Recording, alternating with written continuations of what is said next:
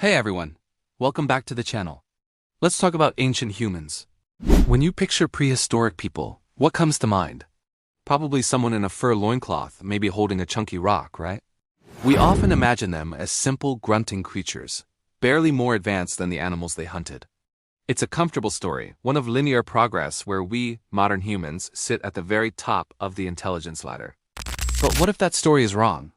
What if the evidence we're digging up tells a completely different tale, one of minds as sharp, creative, and complex as our own? Archaeologists are uncovering tools that just don't fit the neat timeline we've created.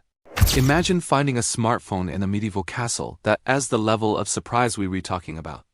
These artifacts are so far ahead of their time that they force us to ask, when did our ancestors truly start thinking like us? For example, we found exquisitely crafted stone hand axes from over 1,000,000 years ago that are perfectly symmetrical. Creating this kind of symmetry isn't easy. It's not just about whacking one rock with another. It requires a mental template, an abstract idea of the final shape before you even begin. It means the creator had to plan their steps, correct their mistakes, and hold a consistent design in their mind. This isn't brute force. This is artistry and engineering. And it wasn't just about stone. We have evidence of early humans working with bone, ivory, and wood to create specialized tools. Think of the 400,000-year-old wooden spears found in Schninningen, Germany. They are perfectly balanced for throwing, just like a modern javelin. To make something like that, you need a deep understanding of materials, aerodynamics, and physics. This wasn't a lucky accident. These skills were likely passed down from generation to generation, refined over centuries.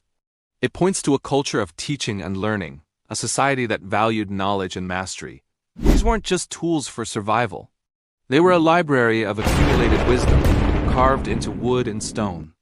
The more we look, the more we see that these objects were deeply woven into the fabric of their culture. In some archaeological sites, we find tools that are made from beautiful, non-local stone that was carried over long distances. Why go to all that trouble when a perfectly good rock was available right there? Because it wasn't just about function. The material, the design, the craftsmanship, it all meant something. It was a statement of identity, of belonging to a group, of shared values. Making these tools together would have been a social activity, a way to bond, communicate, and strengthen community ties long before spoken language might have been fully developed. Think about the mind that made these objects. It wasn't just focused on the next meal. There was curiosity, a desire to experiment. What happens if I hit this stone this way? What if I use a different kind of wood?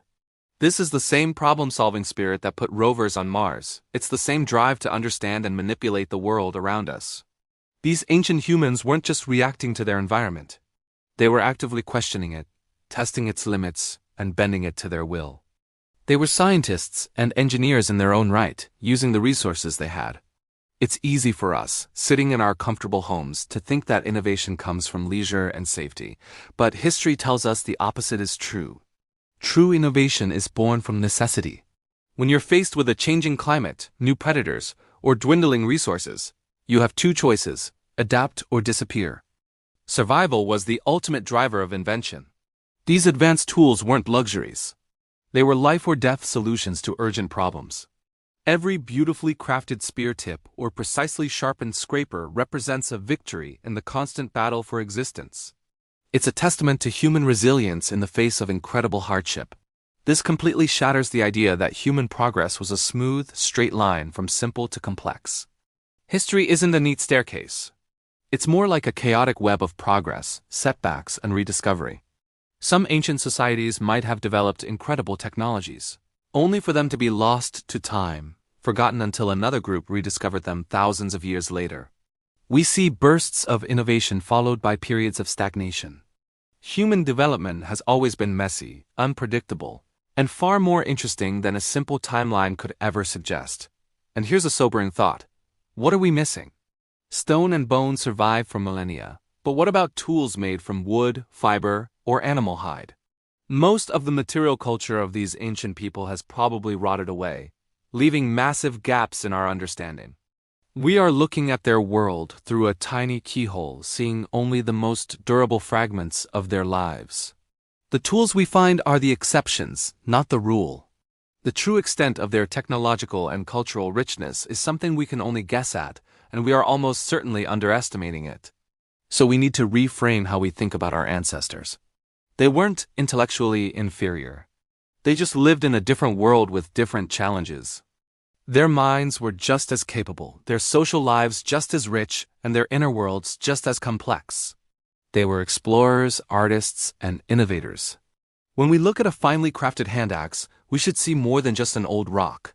We should see a human being, someone with hopes, fears, and a burning desire to create something useful and beautiful. The past is not a foreign country inhabited by primitive beings. It's the foundation of who we are today. Ultimately, these ancient tools blur the line between ancient and modern thinking. They hold a mirror up to us and ask, what does it really mean to be intelligent? Is it about the technology we have or the ingenuity we use to solve problems?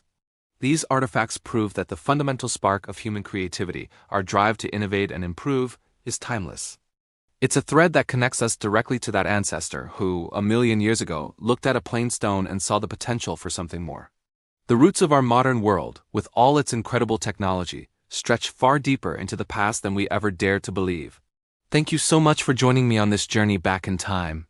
It's because of your curiosity and support that we can keep exploring these incredible mysteries.